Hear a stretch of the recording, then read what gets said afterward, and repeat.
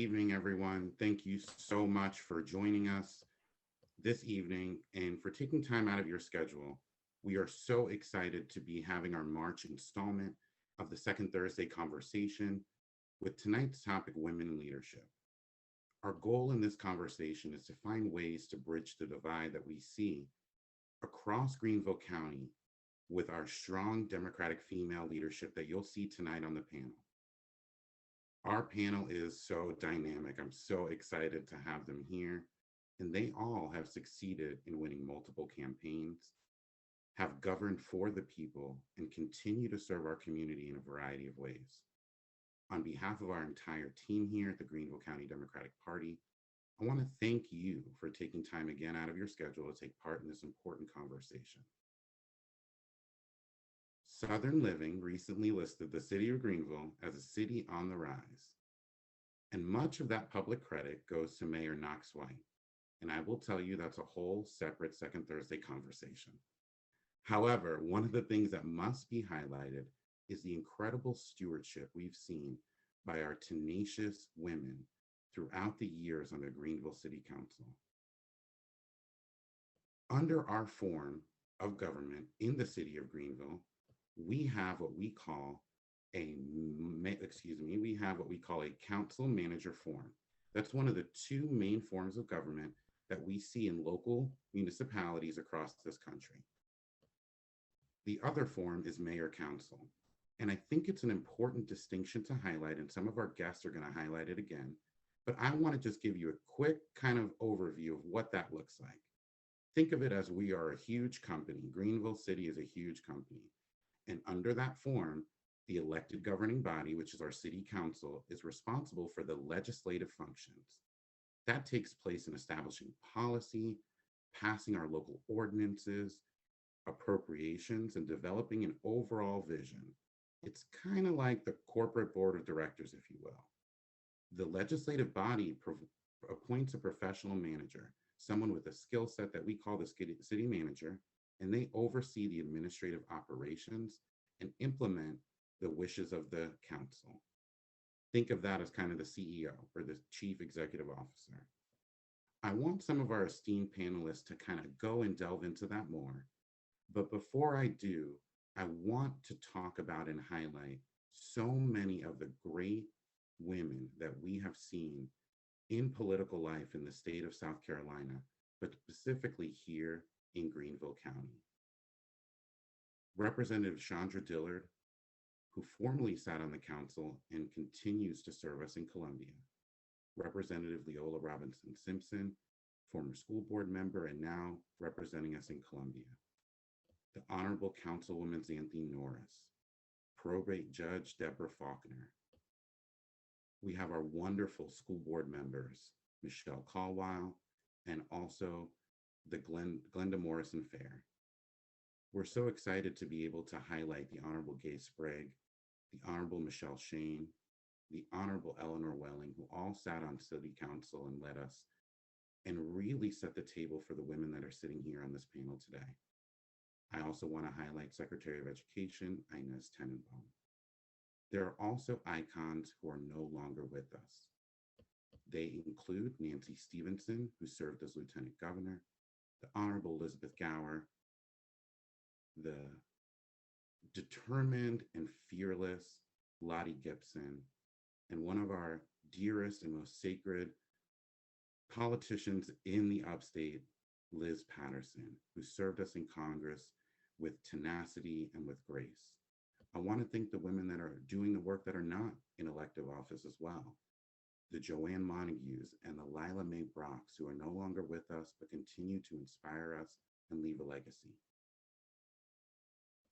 The distinction that we see here are women who chose to step in the arena, women who chose to fight, and women who have lived and telling a story on the other side of it.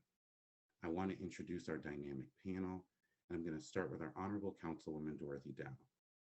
While originally from New York City, Dorothy is a 30-year resident of Greenville.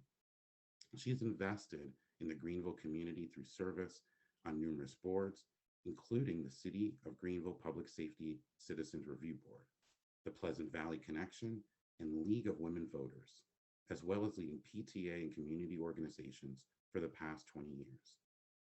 Dorothy holds a BS in mechanical engineering from Duke University, a master's in business from the USC Darla Moore Business School, and a professional engineering license in the state of Alabama. She began her career in industrial manufacturing as a project engineer with International Paper Company, and later led in design engineering and project management with CRS, Serene, and Jacobs Engineering Group. After transitioning her career, Dorothy founded two dynamic small businesses in academic consulting and now serves as director of her own consulting firm. Dorothy is committed to ensuring Greenville is a place where citizens are actively engaged in the decisions that affect them, improving access to affordable housing and transportation, and manage growth to maximize Greenville's potential while maintaining a strong commitment to community and our quality of life.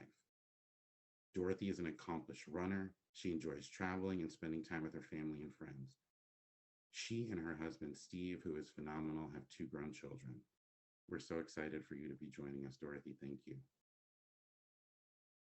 Jil Littlejohn Bostic. Jil has been breaking barriers and charting her own path from a young age. A product of inner city Atlanta, Jil's mother was her biggest cheerleader, telling her, "You can do anything you dream." Her father, a retired manufacturing supervisor, believed in her and sacrificed so she could attend college. Littlejohn Bostic used the encouragement and her interest in multicultural issues to move to Spain and study at the Universidad de Seville in Seville, Spain, for undergraduate training in cross-cultural communication. Jil became fluent in Spanish and traveled throughout Europe and went on to earn a BA in International and Intercultural Business at Wofford College. She eventually went on to earn her MBA from Webster University after a career at Milliken and Company as a plant accountant and plant controller. She credits her time at Milliken for helping her think outside the box, develop her leadership skills through extensive training and professional development. She proudly served as a president and CEO of the Urban League of the Upstate, taking it to new heights. She then took the inaugural position of the Director of Learning Development and Diversity, Inclusion, and Engagement for Hubble Incorporated. Another first for Jil. She was a proud member of the Greenville City Council from 2009 to 2019. Jil is a newlywed and someone who always brightens up every room she walks in. Jil, it's such a pleasure to have you. I'm so honored to introduce someone who has been a great mentor to me, Diane Smock.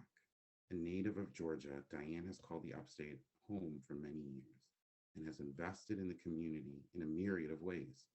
She graduated with a Bachelor's of Arts, magna cum laude, and Phi Beta Kappa from the University of Georgia, go Bulldogs, and completed a JD at the prestigious University of Virginia Law School. She's also a graduate of the Harvard Negotiation Project.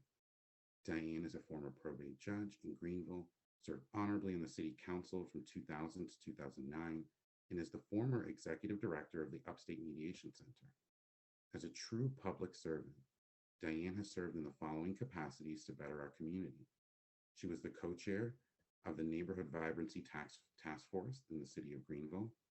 She served on a board on the Friends of Georgia Review, Triune Mercy Center.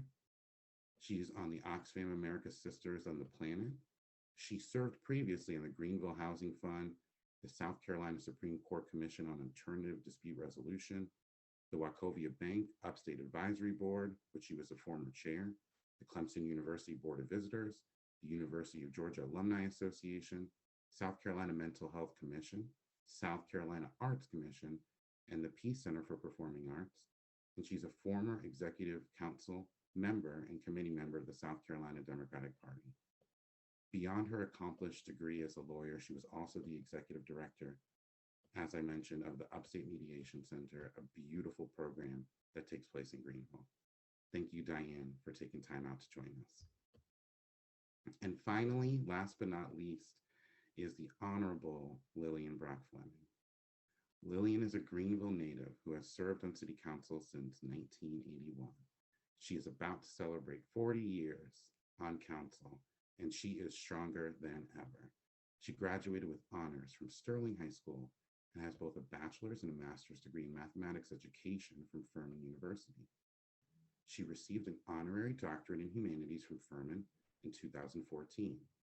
In 2017, Lillian retired after 46 years of service from the Greenville County Schools, first as a high school teacher and later as a professional employment recruiter.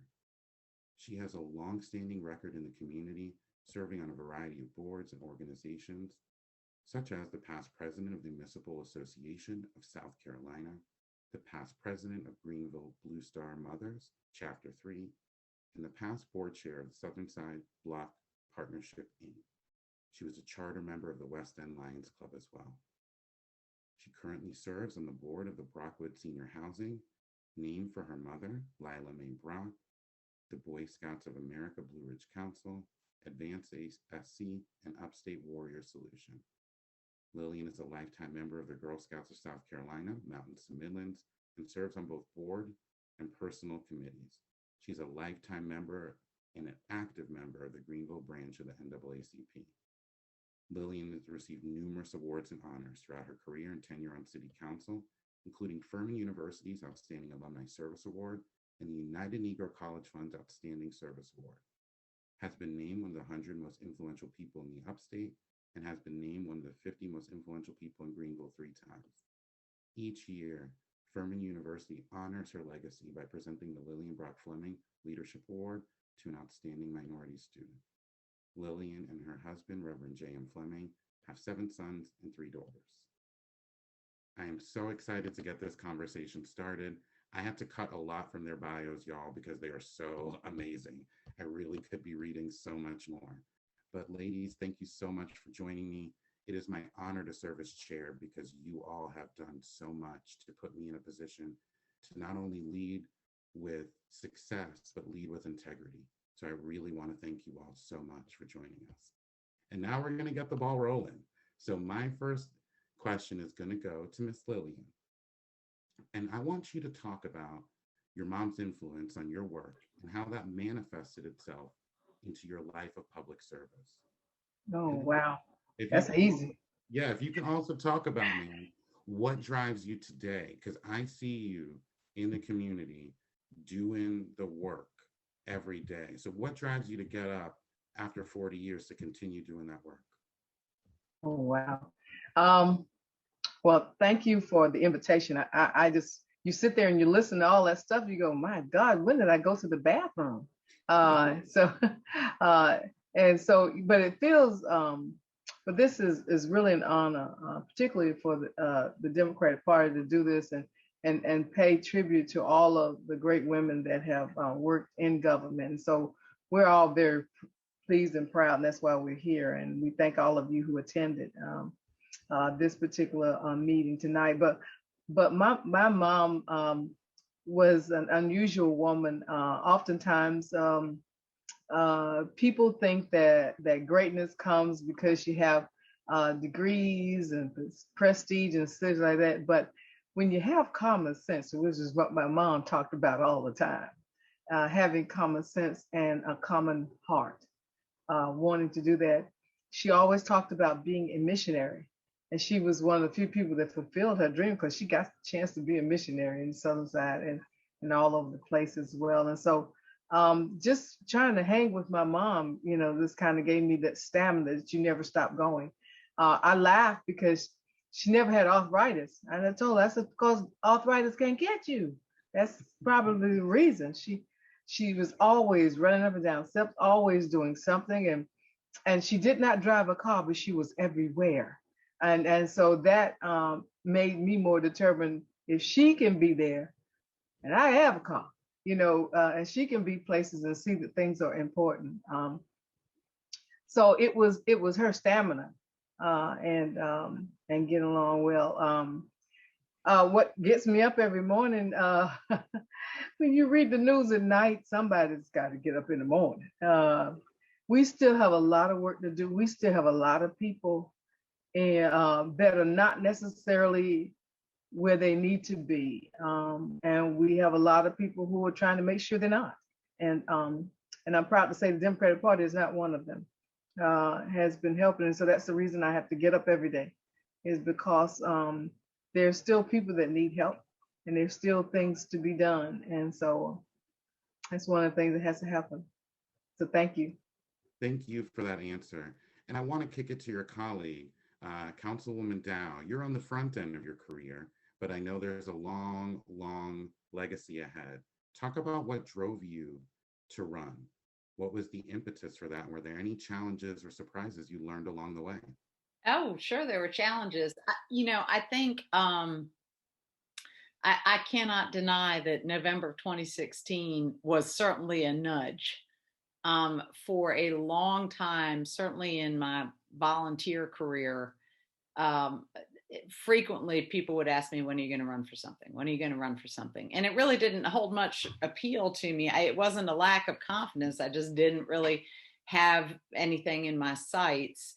November of 2016 brought us the last president. And, I guess I had a soul searching of, if not me, then who? If not me to step up, how can I, look to my left and right and saying, who's going to step up? And I was in a huddle group. Diane was in there. Some people on the call were in there. That was very supportive of, wanting to take action. And I said definitively, I'm putting myself on the bench. I'm on the bench. Then it was a matter of seeking, where do my skills and what I believe in and what I want to work in best match offices that are available. You're limited to some degree in what you can run for based on where you live, obviously, and then when they're going to be coming up, and what are the diagnostics on that office in terms of winnability. So that steered me towards the seat that I hold now. Certainly there were surprises on the way, but I always, I'm a fiercely competitive person, and anyone who runs with me knows that. I certainly knew I'm going to work the most I can work to win this seat. So once I declared I was going to run, there won't be anything holding me back from doing the most I can do to win that seat. And I had a phenomenal team to support me and phenomenal mentors, many of whom are on this call. With that, caliber of people helping me along the way, I felt, very confident that no chips were being left on the table during my campaign. So, and, any new person that's looking to run, I chuckle, because I think for most people who run and work hard, the day of the election is a very serene day, because if you've worked as hard as you can and left nothing on the table, then you won't have regrets one way or another in how it turns out, right? I see Jil nodding, right? People would say, aren't you nervous today? No, not at all. Not on either of the election days that I was involved in, because I knew I had done everything I could do and had a phenomenal team behind me that had done everything they could do. So I felt very confident in that.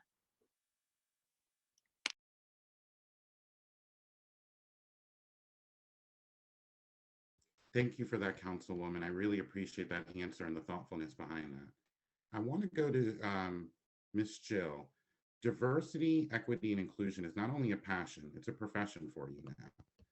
We look at the number of women CEOs that are in existence right now. We find only 8% of women CEOs in Fortune 500 companies, and 3% of those women are women of color. What are some things that you've worked on in your professional career to be able to fix that disparity, and what can you share to young women that want to get involved, both politically and also in the community? Absolutely. Thank you, Eli. Thank you for the question. It's interesting when you put it that way. I'm like, man, yeah, diversity, equity, and inclusion has been a passion, and now I get paid to do what I love. So, it's a really interesting phenomenon when you really look at who is really the driving force behind politics and getting things done. As I think about this panel of amazing women and all the dynamic things, I started to correct you when you said that, you know, Knox White was responsible for all the great things that are happening in Greenville. And Knox is a friend and I love him dearly, but let's be clear that women were at the forefront and at the foundation of making those things happen. And that's how those things got done, right? And so when I think about politics and I think about what's happening in corporate America, the numbers are not equal, right? There's a lot of conversation around equity and equality. And, you know, people look at, you know, everything is equal. There's an equal playing field. There's an equal opportunity for things to be done. But when you really think about equity, equity is making sure that you have the resources and the tools to make sure that people have the same amount of access to get things done, right? So when I think about that from a political standpoint, I was blessed. I was younger in my career. When I ran for office, I was not married. I didn't have children. I didn't have a lot of responsibilities. So I had the freedom to say, I'm going to give up 50% or more of my time to serve the community, which I loved every moment of that, right? But when you think about a lot of women that are running, and Lillian is a great example. I can always remember how long she's been in office because she always talks about being pregnant when she was running for office, right? And so it really takes a lot of tenacity, a lot of, you know, resources, a lot of support sometimes for women to run for office, whereas a lot of times men don't have that same challenge, although they should, right? And so I think a lot of times that is a big difference in terms of women running for office. So I always tell women, and I'll say it here because I say it all the time, if no one has asked you to run for office, this is me officially asking you to run for office, so that you can never say no one ever asked you to run for office, because we need more women who understand real life situations, what it's like to be a mom, what it's like to be a single mom, what it's like to be a wife, what it's like to not be married, to bring those real life experiences to the table so that we can problem solve, because that's what's happening in our community. Now, when you turn that and flip that to corporate America, it's interesting. You asked the question of what am I doing, right? So what I do is I produce the facts. I produce the data. I give all the data to say, here's where we stand. Here are our numbers. Here's how that adds up to the population in the communities that we serve. Now let's see what's wrong. And oftentimes, when we look at our executive leadership, when we look at our leadership, those numbers don't match up. And so my goal is to provide strategies to make sure that whether it's women or people of color, that they have the same types of resources and tools to continue to climb the corporate ladder so that they can be in those executive and C-suite positions. And so again, very similar to how I engage and ask people to run for office, when I meet people who are in a position in corporate America and they don't have the resources and tools that they need or don't feel like they have what it takes to move up the ladder, I provide a blueprint to help them get prepared. Jil, that's excellent. One of the things that I love that you did is you just took one of the 7 times we have to ask women to run. So y'all need, we need 6 more people to get in someone's face. And I feel like we should times whatever it is for men times 100, because they've had their chance for a while. So we need to continue to do that. And what you did is a great segue. Diane, you are someone that constantly encourages young women to run, and then you get behind them and support them. What are some experience that shaped your elected official experience? Because I know you brought a legal career into that. And how does that shape what you tell new females or younger females as they're running for the first time? Well, I'm going to echo a little bit of what Jil said in terms of, we need people from all walks of life, people who look, like America, like the community. For me, I remember there's distinctive things that stand out for me. My first office that I ran for was probate judge, and that's of course countywide. And I remember early on in that, and I felt I was very well qualified. I was excited about the job. I loved Judge Drake so much, who'd been the incumbent for many years. But almost within the first or second time of the campaign experience event, someone would come up to me and say, you know, you seem like you know what you're talking about, but you just don't look like a judge. I heard that a lot. So it kind of lodged in my mind is, well, first of all, I'm going to prove them wrong. And second of all, I need to make sure that my daughter, who was very young at the time, she was in preschool, and all the little girls that she knows and all the little girls to come never have to hear comments like that again. So that was kind of just one of the many, many personal experiences. I mean, you read about these things happening, but it really does make an impact on people to be able to look at a city council or look at a judicial bench or look at a CEO and say, can I see myself in that role? So it became very important to me to live that example, to be that example for others, and then live it by helping other women. And I had some wonderful male mentors, and I also like to mentor, men who are interested in this. But yes, I will freely admit that I really go out of my way to try to be the shoulder to stand on for young women who might want to enter the political world.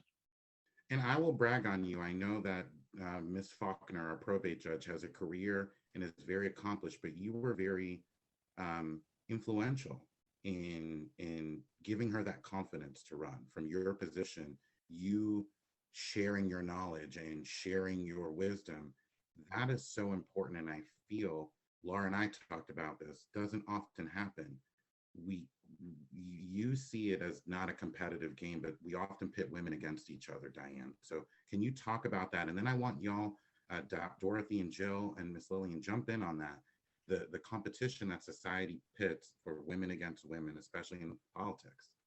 Yeah, I think that's definitely a societal thing. I will say, in the case of Deborah, the Greenville County is the busiest probate court in the state by far. And a lot of the other judges had associate judges. And when I got the job, there wasn't one. So I finally convinced county council to give me money for an associate judge. I hired Deborah for that position. And so she kind of learned on the job. She's already a great lawyer, but she kind of learned on the job with that. And then it was time for me I decided it was time for me to go, and we talked. And as you say, she happily decided to run and has done a fantastic job. But I do think that, I think this idea of competition between women or women who like, I made it, I'm going to pull the ladder up behind me.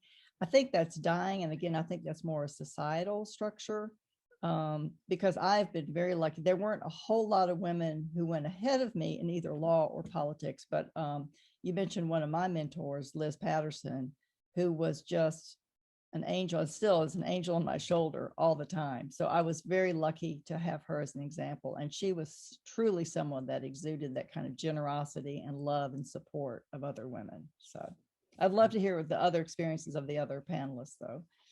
Yeah, Jil, can I ask you to jump in on that if you'd like to add anything on that? Yeah, sure. I believe wholeheartedly that it should be collaboration over competition every day of the week. That's my motto. That's how I live. There's enough room for everybody in every aspect for us all to shine, and we all have really bright lights. And to Diane's point, I mean, I was really lucky. One of my first mentors in politics is on the call, Representative Chandra Dillard. She is a mentor, a big sister, and just really took me under her wing, still takes me under her wing, and keeps me in line. And that made all the difference during my political career. Lillian is my mom, my political mom. I think she's a political mom to a lot of people, but she also shares the same birthday and the exact same year as my mother. So that made it even extra special. I didn't get a chance to serve along with Diane, but I can even remember early on, having the meeting before the meeting, trying to figure things out and get things done. And hopefully, that's how it should be. Like, we shouldn't see each other as competition, because we all bring different strengths and unique talents to the table. I mean, I always tell people, getting on council, I can remember my first 2 years, I felt like I was just like a fish in water, swimming, trying to figure it out, trying to understand it. And so it wasn't until maybe my third year that I was like, all right, I think I got a hang of this. Like, I see what you're doing. Let me figure out how this works. But these women were there to really help make sure that I did understand. And I think that we have to always pass it forward to make sure that that happens. Yeah. Thank you for that. One of the things that happened and when Shonda first got on council, and I told her, I've been waiting for you for years, etc. But before she was elected, other women, not Democratic, were saying to her something that she would be in competition with me. She said, "Say what?" Now, so we need to be clear about that. Like you said, it was not a Democratic woman, and it wasn't other Democratic women, because we have had a Democratic women process going on for years, helping us, and to understand that it's not about competition. It's about, as Jill just said, collaboration, showing them the steps, what needs to be done. And guess what? So what if you make a mistake?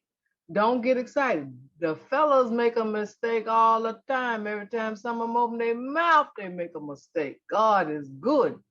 And so the idea is we just keep on going. Don't make excuses for the fact that you may not know something. They don't know anything either. You can tell by the way they vote and by the way they act and the things they say. They don't know the issues or anything like that. And one of the things that women are good at is researching, find out what's going on and get this straight, particularly getting it organized. Like my mom said, you can take care of some little children, get the dishes done, get the food on the table, get them dressed, and still be looking good. Oh, you all right. That's what we don't understand. We have power in that which we have been able to do. Whatever, as Jill said, whatever you are, it doesn't matter if you're single, you're married, whatever, you can do that. Sometimes at your job, my husband laughs all the time because when I had a surgery one time, they hired some teachers to work, and on television they showed it. My husband says they hired 8 people to take your place. What kind of job do you have that hire 8 people? But then if I thought about the value, it took all 8 of them to get the process that I had been doing all that time. But I had the information right there. I'm just saying, ladies, if you know young people, work with them. Start with them now, having them go in to vote, work on somebody's campaign. Because if we don't, with the Democratic Party, we don't do that, we will lose some of these young people, and some of these other people with strange thoughts and minds will get into place. Thank you for that, Councilwoman. Councilwoman Dowe, I want you to chime in on that. What exactly is the question? Just in terms of the competition, that kind of that old adage, and Laura really harped on this too. You have to work twice as hard to get half of what the men have. Miss Lillian was saying that. And how can you see that kind of paying it forward, or examples in your own life where you've seen that female leadership pay it forward? Well, I think I'm a little conflicted on this one. I think it is important that we support one another, even if we don't win. So, I have worked hard to mentor where I can and to help bring people up who are willing. And, there will come a day when I don't, get what I want, and I hope I help others. And I guess the best example I can think of that is when we have primaries, and we had a crowded primary in 2018 for the congressional seat in District 4. And there was a woman who remarkably made it to the runoff and professed along the way that she would help whoever did win the primary if she didn't. And she lived those words. So I think, as women, if we are going to excel, we need not work against each other. I do recognize there may be cases where we are, but when one is moving up, the others should work to help them.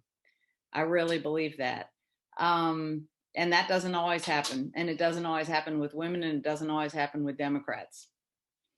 And that will not serve us well. Now, that being said, as a party, Lillian and I work closely together. I stand on the shoulders of Diane and Gay, and Chandra advises me. Chandra and I talk regularly, and I value that perspective and insight.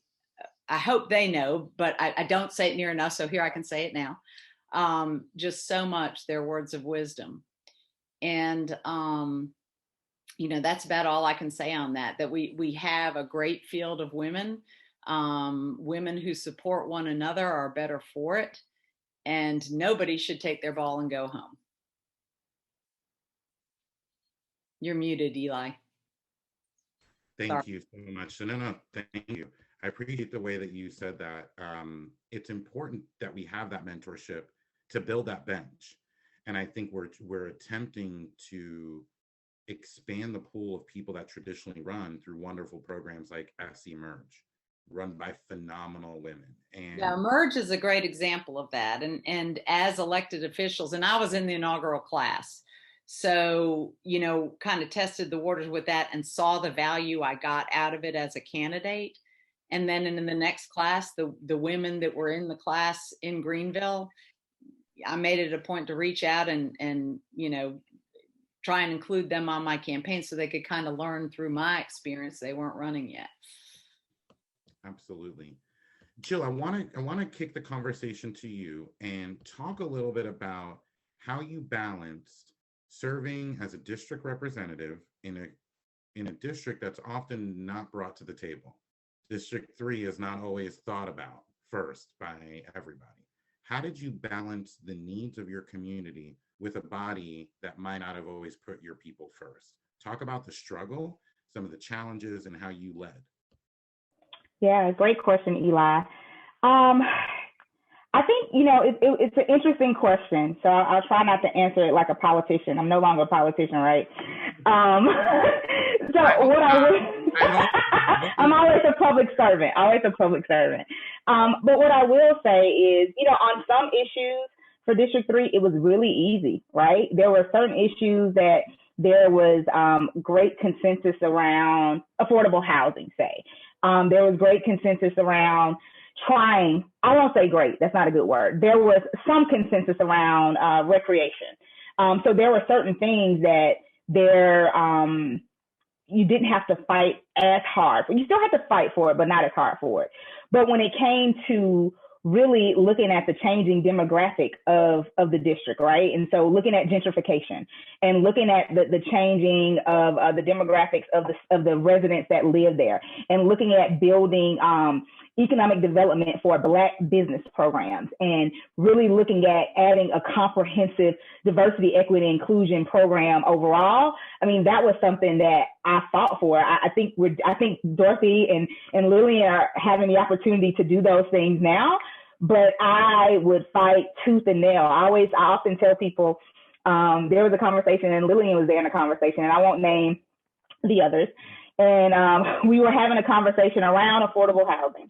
And there was a project that was coming to my district, and, it was a great project. It was really nice, and it was going to, take up the property values. And I mean, it was a beautiful project on paper. It looked really nice. And I said, well, that's great. And I said, but I want to make sure that this project has an affordable component to it, right? Because they were fine with doing, Genesis Home projects and doing different projects in certain places, but there were certain projects that, well, not for this particular project. We already have the affordable housing over here. We don't have to integrate it. And so Lillian and I were in a conversation, and I said, listen, we have got to put our foot down. This was before we had the Greenville Housing Fund and that kind of thing. I said, we've got to put our foot down and really force these developers to have affordable housing. And they said, oh, they'll do it. We just have to ask for it. And I said, all right, well, let's go ask. And so we put together a meeting, and we all sat down, and they said, Jill, I just think you're just being too, you're not seeing the bigger picture. You don't really understand how this works. All we have to do is ask for it. And I said, prove me wrong. Let's go ask. And I told Lillian what was going on. She said, oh, I'll go to the meeting with you. And we went to that meeting and we sat down with these fancy developers from out of town, and they were shucking and jiving and showing us all this stuff. And they're like, oh, we can do a project over here and we can put you a house over there. And I said, no, I am talking about a certain percentage of this project being affordable. Oh, well, we can't do that. This is a market rate project, and there's no way we can do that. I said, listen, I said, I came in here wanting to have it 20%, but let's do 10%. Oh, there's no way. There's no way we can make the numbers work. There's absolutely no way we can make that work. I said, for kicks and giggles, what about one apartment? Give us one apartment that is affordable, for the people that live in this neighborhood to be able to afford it. They flat out told us no. And it was at that moment that I knew that we were in a lot of trouble. And my colleague, who did not believe, that thought that I was just making a big to-do out of nothing, then changed their minds and said, oh, maybe we do need to start forcing a little bit more affordable housing across the board, because they wanted it only to be in a certain place, not across all projects. And so that's just an example of having to really fight tooth and nail to make something happen, and not just taking my word, even though I had already told them multiple times that it would not happen unless we laid down some type of guideline. It took having to have a meeting and get a developer to tell us no to one unit of affordable housing to really get this person to change their mind and actually implement some policy that was equitable across all of our districts that were becoming heavily gentrified. That's such an important conversation that I'm so glad you highlighted, because that's why it's so important to have people like you and the rest of the panelists with seats at the table. Because so many times people would not have the audacity to speak up in the positive way that you did. They thought, well, this person's going to roll me, I'm just going to get rolled. But you're like, no, I'm here for my people, and this is what they need. So I love that story. Diane, one of the things that I love about your career is the fact that you served in a variety of boards and commissions and truly got to know Greenville from the bottom up. Can you talk about why you feel that's important for candidates to do, if you feel that's important, and talk about what you learned from those experiences that helped you in your elected life? Yeah, and everyone has a different path. I want to be really clear. I can talk about the way I went about it, but I'm sure everyone on the panel and many in our audience have their own path to this. But for me, it was invaluable to have already served on a lot of local boards and commissions, because it gave me a taste of the community. But I will tell you, I always say the best civics lesson anybody can ever have is to run a campaign. I learned so much about my community by going door to door, by talking to people. I know with COVID, so these things are not available to us at the moment. Hopefully we'll get back to it soon. But just being able to have conversations with people, it might be at a church fish fry, it might be at a neighborhood 4th of July party, it might be going door to door. But the more you talk to people from all over the community, the more you learn about the community. It's so easy for all of us to think that the perspective that we have at any particular time is the shared community perspective, and it's not. So I think it's the other thing that I found it very helpful. I think there's this I think when you serve in elective office, you serve on a little bit of a knife's edge, or you have to keep a balance. Part of why you're there is to be a leader and to advance the ball, to make the community better in whichever way you can. But also part of what you're doing there in a democracy is you're reflecting the needs and wants and concerns of your constituency. So it's not just about you and your vision, but it's also not just about what the community wants, because you have the ability from where you sit to hear from all these different aspects, all these different corners of the community. So you can hear, for example, you can hear from the business community, you can hear from neighborhood leaders, you can hear from school children, you can put together all these concerns, and then you try to figure out the best solution for the most people. So that is actually what I love about public service. But it also, informs why it's helpful to have as much experience in the community as you can, because you have to be able to hear what people are really saying. And so the more you've been in the community, the more you've talked to people, the better you can express those needs as you make your decisions. Thank you for that. And Dorothy, talk about how you take that into your perspective. You serve for the Greenville City Council in an at-large position. Mm-hmm. So you have to balance the constituencies of everybody in the city. Yeah. Talk about transportation.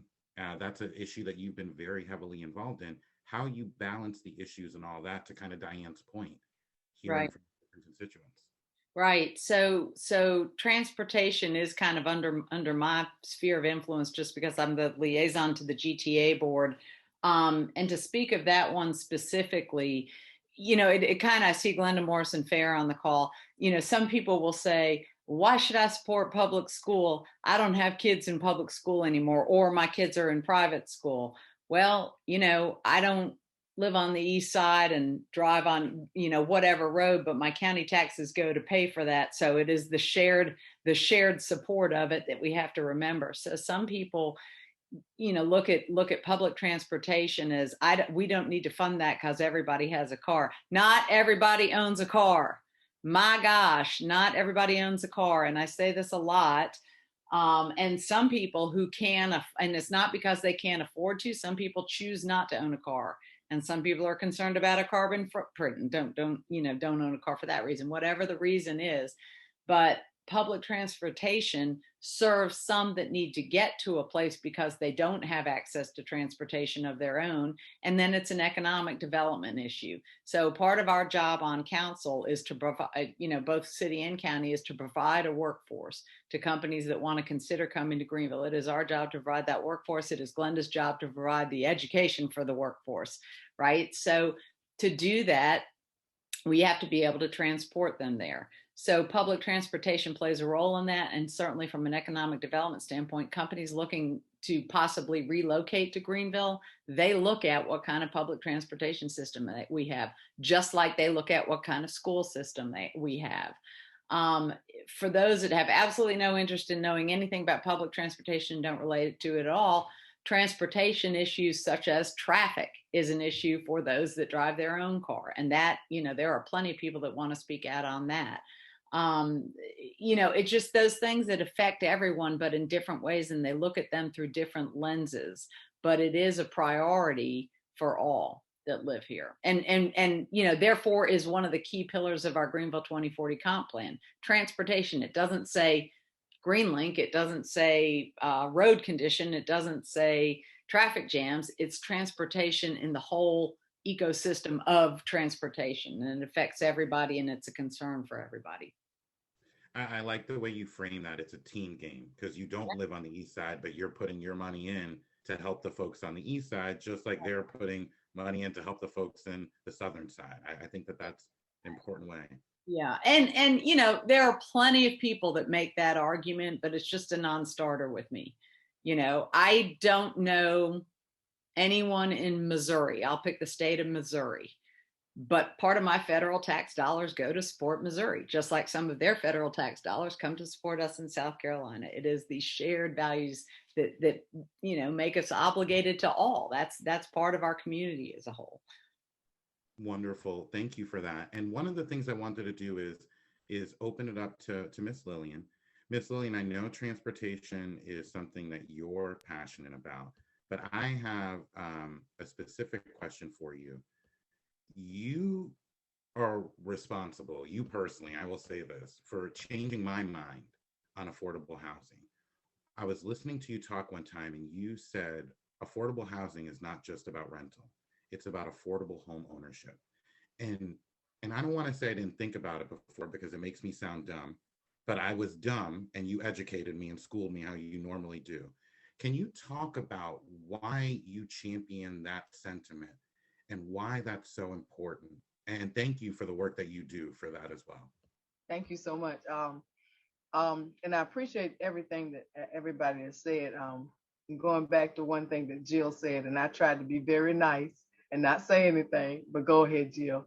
Do you know how many meetings that it took to get downtown Greenville the way it was? Diane can answer that question. Jill can answer, Chandra can answer, I can answer, because we attended all the meetings. And then the mayor talked about it, but he was never at but 2 meetings. We went to meetings day and night. Not to discredit, because he's very proud of downtown. We went to a lot of cities. We learned a lot of things and we implemented.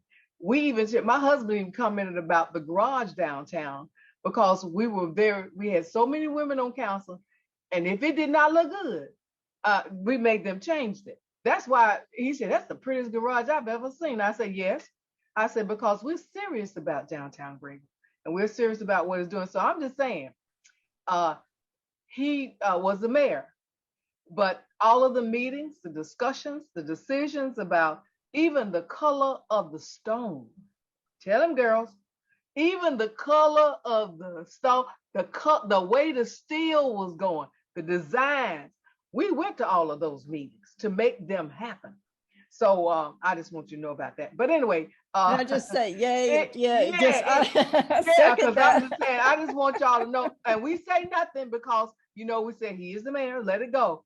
But we went to all of those meetings, and because it was important to us, not just for downtown Greenville. I want you to understand, downtown looks good, but we were working on the impact that if we could help downtown, we could help all of those neighborhoods individually, that they would grow. And that was our job. The people who lived in those houses and paid taxes all of the time, and worked in those jobs all the time, they would benefit from that. So that's why we get all excited. And that's why affordable housing can be a tool to help eliminate poverty.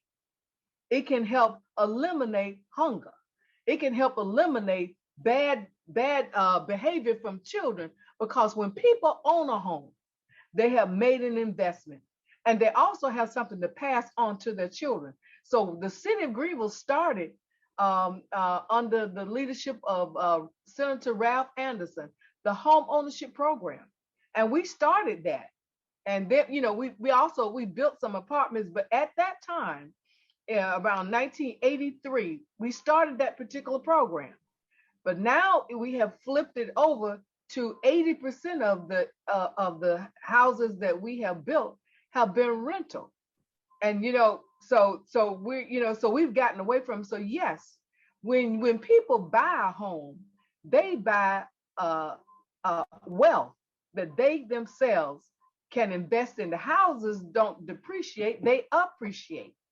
And so that particular person now has a tool that if I'm in trouble or if something happens, I have a tool to work with. If I leave here, I have something to leave my children. So that's why affordable home ownership is going to be the key to helping us to move people out of poverty. There's nothing wrong with rental, because a lot of our seniors want rental because they're tired of cutting grass and stuff like that. So that's not a problem. But not necessarily for some of our young people. We need to help teach them to understand that they can buy a house using the community development program for the city or the Greenville County Redevelopment Authority program there. They can buy a house cheaper than they can pay $1,200 a month. They can have a 4-bedroom house in the city of Greenville for less than $800 a month in terms of their mortgage. And we've got to explain that to them, but we also have to build them. As Jill said, and she was sweet to the little people. She said 3 apartments, they wouldn't go for it. She said 2 apartments, they wouldn't go for it. They just like them people in Sodom and Gomorrah. She said, how about 1? Just 1.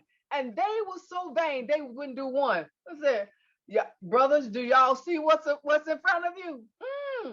These people are not interested in our people. They just want us to give them that land. And if they had gotten it, it would have been a travesty for that community. Because they weren't interested in helping it, because next thing they know, they'll be down the street with some high-end condominiums that cost $700,000-$800,000, and who will be left in the community? That's what we have to work on. Affordable housing means just that. And it doesn't always mean it's going to be zero. And that's what we have to get people who are very wealthy to understand. Affordable houses mean if this sweet baby makes $45,000 a year, they can own a house. That's affordable for them. But if this lady down here makes $23,800, she can buy one at a different price. That's all I'm saying, is that affordability means that we take people and give them an opportunity. We have people living in apartments in HUD housing that pay more rent than they would if they own their own home. That's not right. Now, if you got a husband and a wife working in one of the apartments, and they may have a child that comes out and that's working, those three incomes together, I'm serious, they could own a 4 or 5 bedroom house for what they pay if they were if they're living with the Greenville Housing Authority. All I'm saying is that we've got to do a better job. That's what affordable housing is. It is that everybody has a chance and an opportunity. We all have one, not just certain people. Thank you for that, Councilwoman. And I want to just, we are going to kick it to Councilwoman Dowe. She has another event. She was so gracious to come to us. And I want to ask her kind of 1-minute question that we're going to ask the other panelists as well. If you can change one thing about the city of Greenville, what would that be? And I want to thank you again for your participation in this panel. Wow, that's a big opportunity. You're talking about policy, or? I think how the government operates, yes, in terms of the city government. What is one thing you would like to change? Well, it's not really at the city level. I would say I wish we could have inclusionary zoning, but we can't. So if we could have inclusionary, and that's a state law, if we could require a portion of housing to be affordable in this state, that would help a lot, but we can't do that. But what we can do is work towards incentivizing it. So that is, that's the tool we have in our toolkit, and that's the one we're putting into play. So that can mean increased density allowed for more affordable units. That can mean matching funds through the Greenville Housing Fund. That can mean land swaps for housing that's affordable in the city. Those are the tools we have, and we are putting them into play. But boy, if we had inclusionary zoning, this would be an easier job. But it is, there's a lot of things that can make things easier, so we don't cry too much over those kinds of things. But that's just kind of a pie in the sky dream. Awesome. And before you go, I want to also highlight your amazing campaign manager, Shelly Dezen. She's on this call. Shelly, yes, who is a great, great Democrat. And I saw her on this call, and I just would be remiss if I didn't shout her out. She's a wonderful human being and an awesome campaign operative. Yes, it's great to see everybody. I apologize for having to leave early, but it was my caveat to Eli. And I'll thank you though for coming. We really appreciate it. Good to see everybody. You soon. Thank you. Bye, Dorothy. Diane, I wanted to talk a little bit about how we get people that might have run. And I'm going to be very frank. We saw 2 of the best candidates, in my opinion, run this past cycle in Samantha Wallace and Amanda McDougald Scott. Great females, and they weren't able to cross over that edge. How do we encourage those people to stay engaged, continue to run, and to not lose hope? Because I know it's hard. Yeah, that's a tough one. And I couldn't agree with you more too, just outstanding candidates. And I think just about every time I read the newspaper about something county council is doing, I think, gosh, just think if Amanda and Sam were there, what a different world we'd be living in. I think for those women particularly, they were they were first time office seekers, so they didn't have the name recognition of the incumbents or other people who've sought before. Sam lost to someone who wasn't an incumbent, but he'd run for office before, so he'd had that name recognition built up. And they were running during a pandemic. I mean, all of the normal tools that most of us who've been in office use, like I was talking about earlier, those fish fries, those neighborhood meetings, the door to door. they were really hampered by that. So I think what they did accomplish was amazing and a real testament to them and their campaign teams. And yeah, I have to be honest, it's not easy to lose, because these especially these women who I know very well personally, they put their heart and soul into it, and they were running because they had a real passion to serve their community. So when you have all of those, that good energy, and you want to do wonderful things, it feels like a bit of a slap in the face when the community says, oh no, we're not going to choose you this time. But I think I think it can be very instructive to go back and maybe look at history at some folks who've been through it before. There's a man named Ted Strickland who was, I've forgotten now how many times he ran for Congress in Ohio, something like 4 or 5 times. Well, he ended up being governor. He ended up being a good friend of Hillary Clinton. She used him, and he was a campaign surrogate for her. He and Dick Riley are very close. He's just one example of many.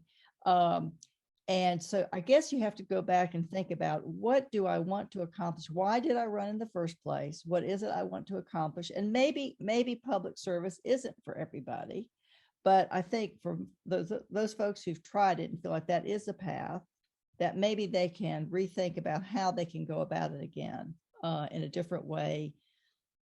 I think one thing they have to remember too is you always learn more. You learn so much from that first race, and you build your coalition, you build your team, and it's just a matter of, you got to have, regardless if it's your first race or your 10th, you've got to have what I call fire in the belly. Because if you don't have fire in the belly, you're not going to have the energy to get up every morning and go do it. But if that is really what's driving you, then you'll dig deep and you'll find it. And reach out and ask for help, from your friends and supporters. I think it's what we've all said in many ways in this call today is it's a team effort.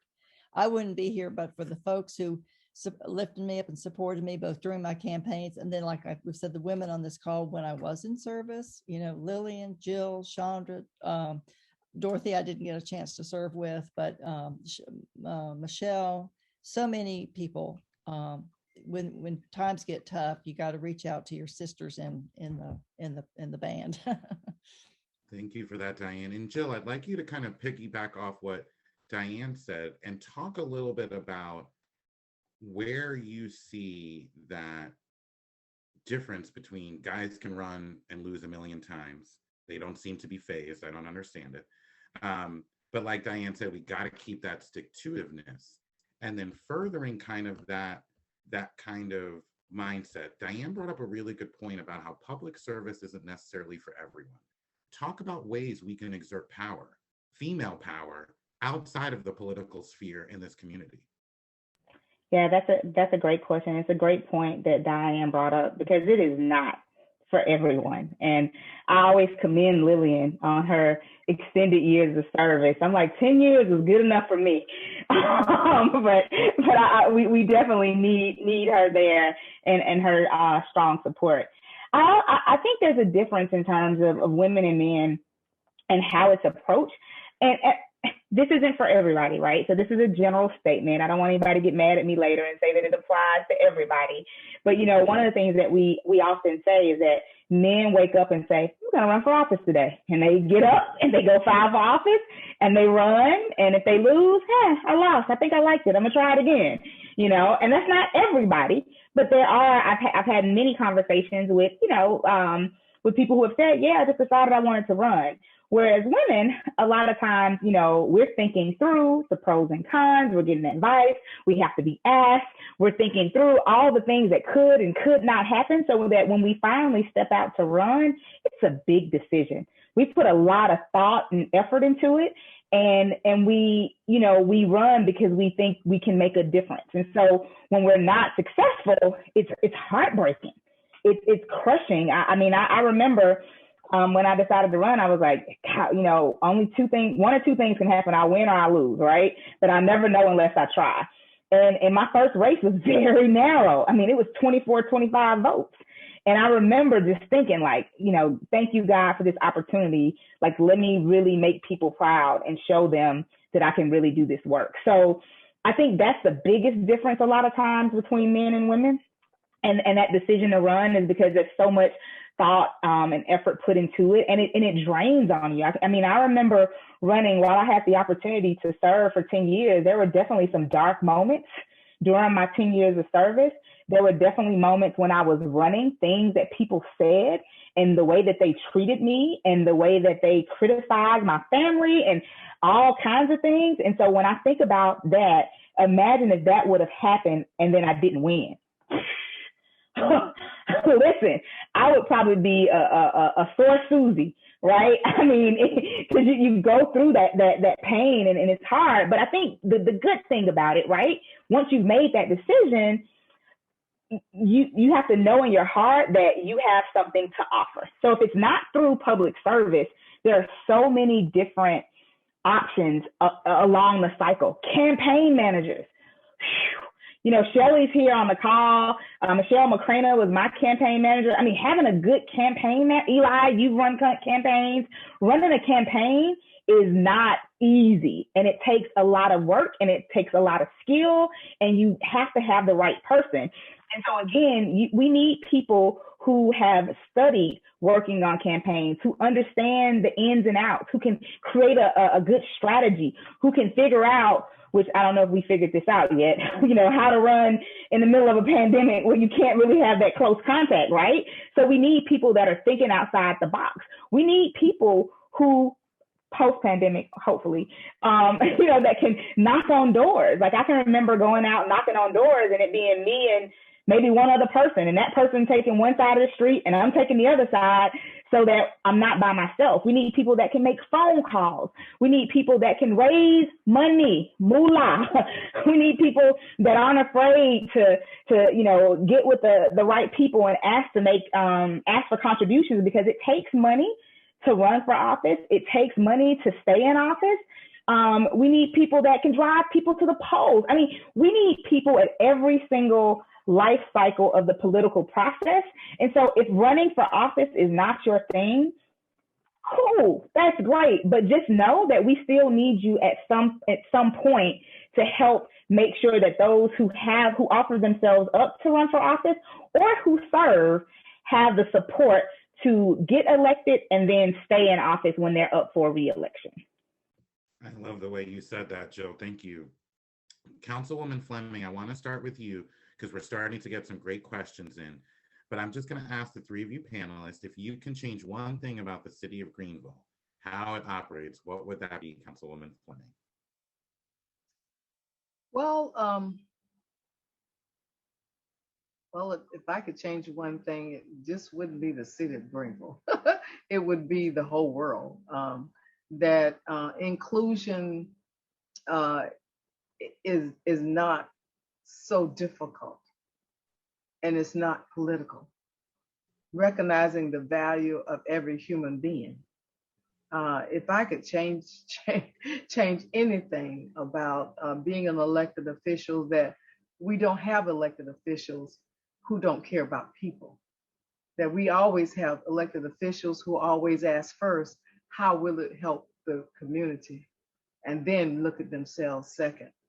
If I could change any one thing as an elected official, but and so it would be my same response with the city of Greenville, that we were more inclusive. If I could change one thing, that we were more inclusive in jobs in the city of Greenville. We were more inclusive on the police force, the fire department, the economic development department, the community development department, the public works department. That we were more inclusive. And that takes time. Sometimes you have to wait till somebody else retire and somebody else gets in that position to move forward a person. Just that we look at and realize the value of all of the people in there. That's something that's quite important. If I could change that one thing, that the makeup of the people who work for the city of Greenville and would be much more like the community that we serve. Well, Ms. Lillian, that was beautiful. I think the beloved community is what the goal should be when you're in elected office. Everyone is equal. And one thing I want to share with you is it is a struggle. It is a struggle for inclusion, but I want to thank you because you've been fighting and leading that struggle for a long, long time. And we are very honored that you've been standing up to make sure that all voices are heard. So thank you. Thank you. Diane, I want to go to you and talk a little bit about one thing in your experience, if you could change about the city of Greenville. Well, I'm going to take a point of personal privilege. I actually have two. Eli. Perfect. One is a policy issue, and one's more of a, I guess, an attitude issue. The policy issue I would change, and again, it's not something the city can do on its own, but we could fight for it, and that is raising the minimum wage, because we talked a lot about affordable housing on this call, and I want everyone to know that if we can raise that wage, that minimum wage to $15 an hour, that would go a tremendous way in eliminating our affordable housing crisis in the city. It won't take it away entirely, but it would make a massive, massive difference.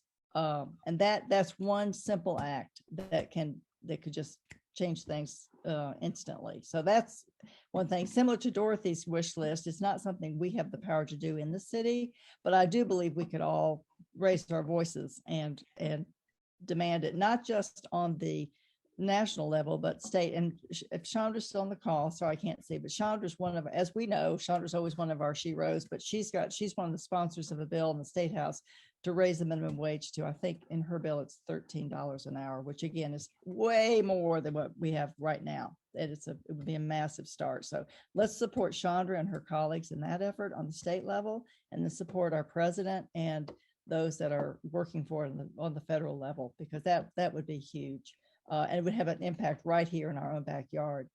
The other thing I'd really love to change is, this has been on my mind for a long, long time, and really raised up in giant capital letters this year after all that happened, especially with the killing of so many innocent people, George Floyd, Breonna Taylor, and all the names that we know and mourn.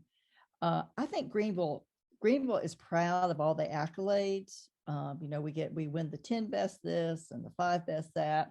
What we aren't so good at is naming what we haven't done well. We haven't named the things that we have done in the past that have caused hurt and strife. We have a statue of a Confederate soldier on Main Street. We have a high school named after a Confederate war general. We have a lot of things in this city that are just kind of taken for granted, not talked about, that are visible symbols of a past that needs to be atoned for. And I'm tired of it. I want us to just grow up and say, we aren't all, unicorns and lollipops and butterflies. We have done some shameful things in our past. We need to own it and name it, and talk about it, have honest conversations, and then maybe we can begin to heal. I just want to say to everybody about what you just said, Diane, hold on to the Confederate thing. Don't give up. We have not given up. But some things you can't talk about till you get people to sign on the dotted line. But we have not forgotten this. We've been working on that for about 4 years.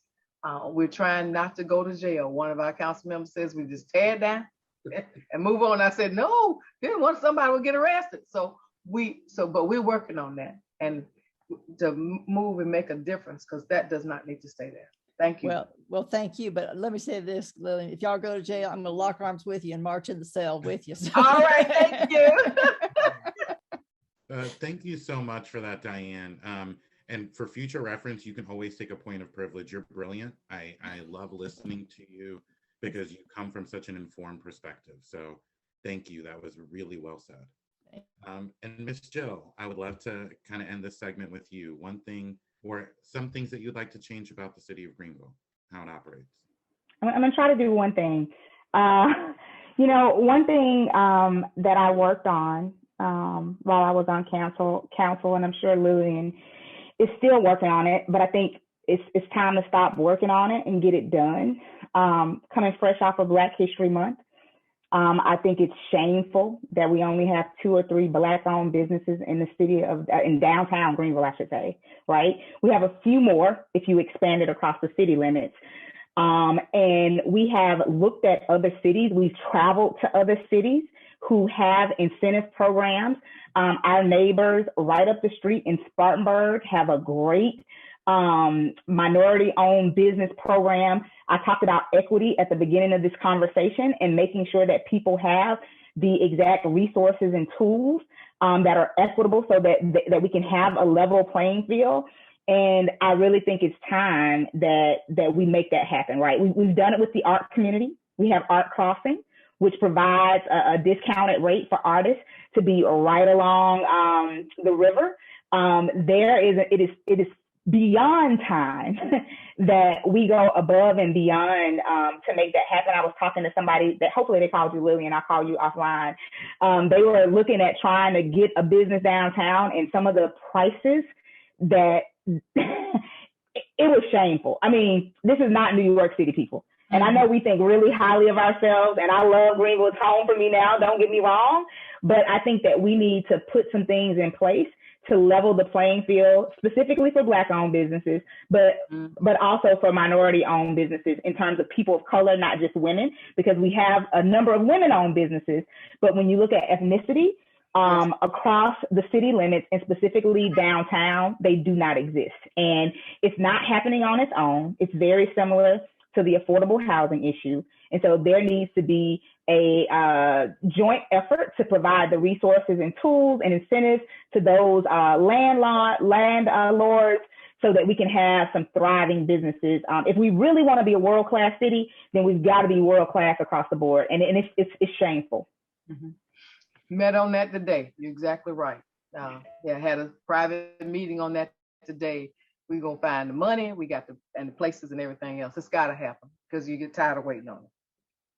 And in a thriving city that's listed as a rising city, we should have a diverse set of business owners that highlight the different cultures and the different backgrounds that we all come from that Greenville's famous for. I think that cultural melting pot needs to be expanded to people that look different than who we've been attracting. I want to start, we have some great questions. Evelyn Nocello, who is a leader in our northern Greenville part of the county. I'm going to talk about, before we get off the call, how the Democratic Party has some of the most amazing women leadership, and they're all volunteers. But Evelyn asked, and I'm going to start this question with Ms. Lillian, what are the projects that are going on right now that are surrounding affordable housing? Where would you say affordable housing is on the City Council's priority list? And is there any future for some changes in that affordable housing policy that we've been seeing in Greenville? It's number one on the priority list. And yes, there'll be some changes in terms of some of the policies and procedures. Greenville GVL 2040, Diane was on that committee. They put in some very changing rules, and we have to look first at the gentrification, that we've got to slow that down, and if such as you can, and you can, there's some things you can put in place, which I can't say right this now, but there's some things you can put in place to slow the roll. But affordable housing, people not having a quality place to sleep is a horrible thing, and that is our number one priority. And the GVL 2040 team that Diane was on, and that they worked hard to do, they not only wrote a policy, wrote information about design, but they put things in place that we will be implementing policy. And if it's policy, then you can't just all of a sudden one day and say, I don't want that. No, you got to go back through a legal, a political process to change that. So change some process, and working with some developers, putting in more requirements about certain areas. And there are a lot of things that we'll be working on in housing in all levels, to make sure that these young people who graduate from college can afford a house and not necessarily have to pay $1,200 to live in an apartment. A lot of them can begin working on their wealth status then. not only looking at building more comfortable units and clean units for our senior citizens, where they don't have to have holes and stuff in their houses and stuff like that, and they need to have heating units in them, but also building places where some people who are retiring can afford a home where they are able to have a yard and everything else. And so, and looking at the designs of some of the things that we build so that the infrastructure works. There's sidewalks, with this housing, it comes from a lot of different things. So yes, it's number one priority. Thank you for that. Diane, I wanted to ask you a great question from Elvia Pacheco, who is no longer on the call, but she was a Clyburn Fellow in Class 2 and a great friend of mine, really active in the Latino community. She asked the question, what are some other programs other than Emerge that can help Democratic women become elected? Or what are some other paths to office? And one thing I'm going to throw in there is you do a great job of taking advantage of leadership opportunities. Can you talk about some of the leadership opportunities like the Liberty Fellowship that you've been a part of? Right. Yeah, there's, it might take a little bit of digging, again, depending on exactly what the nature of the goal is. But if it's specifically elective office, there are more and more groups working towards that. There's Women in Leadership, which is a nonpartisan group out of Columbia, but they have an upstate, I don't think they call them chapters, but upstate group. And one of the advantages of Zoom, and even though we're all getting tired of it, no matter where a program is based, now you can take advantage of it, have access to it through virtual means.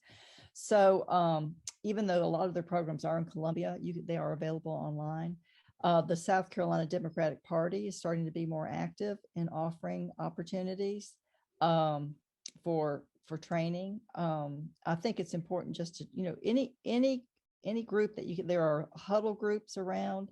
Then there are, the other thing that you can do is look at the boards and commissions, because every jurisdiction, both state, well, I should say 3 county, state, and city, all have boards and commissions. And oftentimes they're looking for folks to serve. And that's a great way to kind of put your toe in the water, learn about the system, get to meet people and learn how things work, and build your resume and your experience with things like that. Yes, Liberty Fellows is a great one. The Chamber of Commerce has leadership opportunities. So it's again, just being creative and using your networks. I get calls from a lot of people who've been referred to me through friends or neighbors or business colleagues, and I'll just go have a cup of coffee with somebody and talk to them about my experiences and learn about them, and maybe give them a tip and say, oh, you ought to call this person, and then they go and call that person. So it can be a bit time consuming, but I think networking, the old fashioned way, just getting out there and getting to know folks. And Diane, one thing that I think you mentioned earlier that is a huge value add to being involved in those boards and commission is raising your name ID with a lot of the influential people that matter, the people that will be funding your campaigns, the people that will help move people across the needle. So I feel like you've been very consistent when you talk to some of our younger Democrats that run about using that to really help branch yourself into the community. So that was a great answer. Thank you. Oh, and let me also thank you, Eli. Let me throw in also, I think it was Jill who mentioned this earlier, working on other campaigns, volunteering for campaigns is another great way. You'll meet so many great people, and you'll learn so much from working for your candidate that you could pick up those skills and further advance your own political career if that's your goal. So. Thank you. And Jill, I want to make sure, I am going to ask you a question, but I hope I don't pronounce this young woman's name wrong. Is it Kanisha? I'm hoping I get it right. Kanisha asks, all of the panelists have talked about the importance of mentoring. How does someone who's interested in running in the future find mentors to help them navigate this process? That's a great question. So I'll give you a couple of different ways. Diane mentioned a number of programs, Women in Leadership, Emerge. The state party has some emerging programs, and pretty much all of those programs have a mentoring component, right? So there's the formal process that you can go through. I had the opportunity to go through the campaign school at Yale, which is a great program that I went through, and I met some really amazing mentors and friends, you know, lifelong friends through that program. And then there's also just a good old fashioned way, asking. I often tell the story. I heard Chandra speak, and she was talking about doing stuff, and she was talking about making changes in the community. And I just walked up to her, and if anybody that knows me, I wasn't quite as polished as I am now. And I just said, I want to have your job one day. And Chandra was very polite, as she always is, and said, all right, well, let's get together and have lunch. And I never forget, it's one of the reasons why I always know her birthday. I wished her a happy belated birthday. Her birthday was yesterday. And we had lunch on her birthday, and we just talked about community. And so from there, we literally built a friendship. She got to know me. I got to know her. To Diane's point, she helped me get involved with boards and commissions, you know, really helped to provide a blueprint of how you really get involved. Because a lot of times people are like, I want to run for office, I'm going to run, right? It's like, we don't even know you. Like, where'd you come from?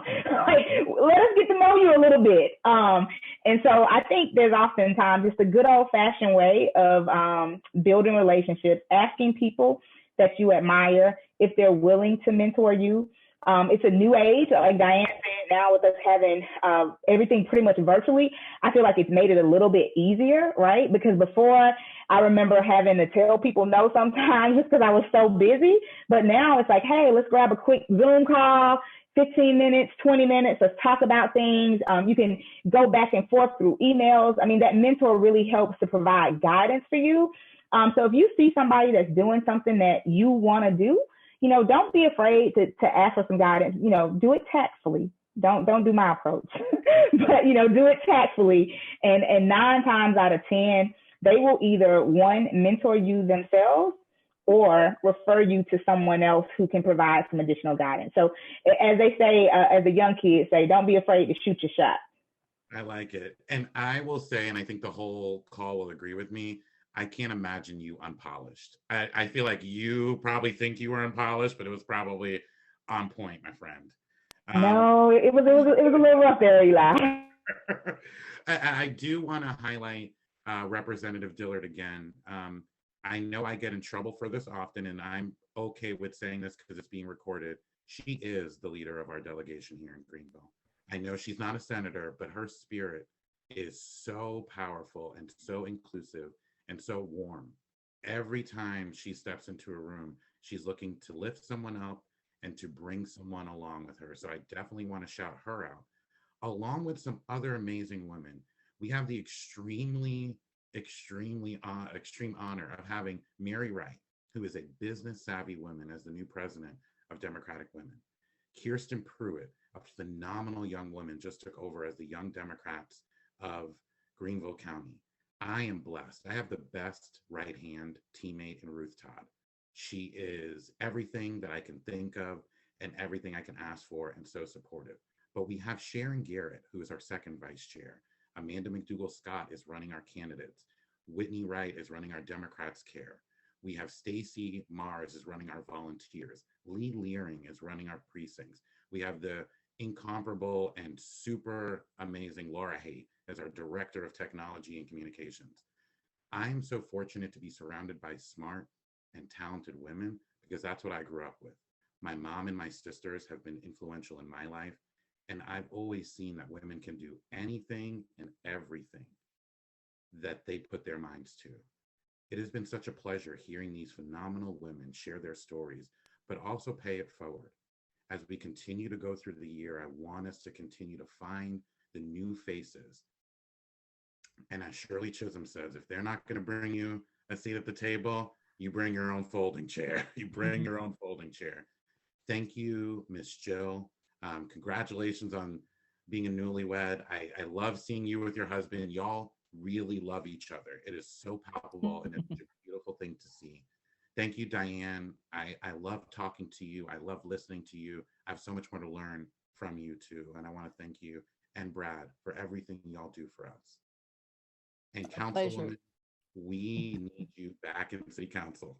So y'all, she's running again. She just announced a couple weeks ago. We have such a dynamic force of nature on council. Let's keep her there and have her keep fighting for the members of the west side of Greenville.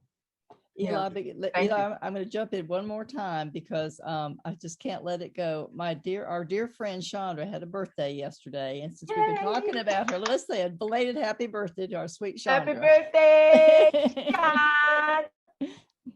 Oh, she looks amazing. Thank you for what you do, Miss Chandra. Always, always, always. I got a birthday present for her. I have a Thanks photo for of my Liz love, my Patterson sisters. we have up in the office. And I also want to let you know, we have all of our new elected officials up in a beautiful hallway that Ruth and some of her amazing volunteers did, called the Halls of President. We'll be showing you. Chandra, your beautiful faces up there. Miss Lillian, Dorothy, Miss Glenda. You guys are the best of us, and we want to make sure we're featuring you and showing you all because you're proud Democrats and we're proud of y'all. So I know I'm 2 minutes over. It's men mess up a lot of things. I apologize about that. I am so lucky and excited to do this. Thank you all again, and I hope to see y'all soon. You have a great evening. Thanks everybody for coming. Good night, everybody. Thank you. Thank Thank you, everyone. you. Thank you, Eli. Bye. Bye. Bye.